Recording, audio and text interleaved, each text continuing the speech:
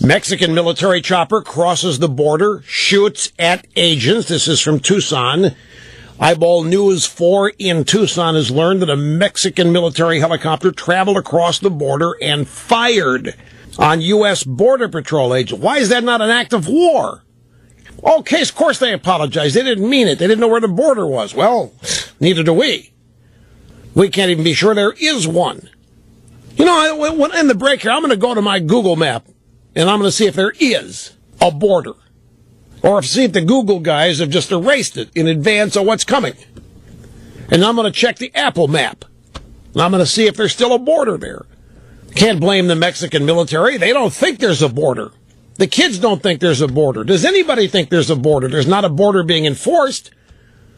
Anyway, so they fly across, they fire on our border patrol, and then they make tracks back to the safety of Mexican airspace.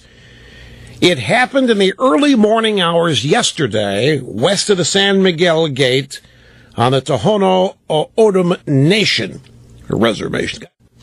Crossing the border and firing on Border Patrol agents. Some of the Border Patrol agents are saying that drug cartels, Mexican drug cartels, are renting these Mexican military helicopters and using them for cover for smuggling operations, i.e., the war on drugs, bringing drugs into the country via the southern border. And apparently there's a story at Town Hall here that it's not that infrequent. It happens fairly often. Mexican military are oftentimes working hand in glove with the cartels.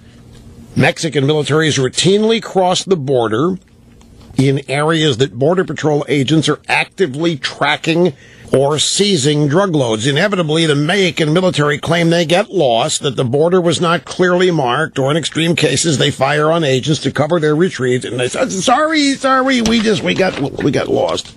What a convenient excuse. We didn't know where the border was. What are we going to say to that?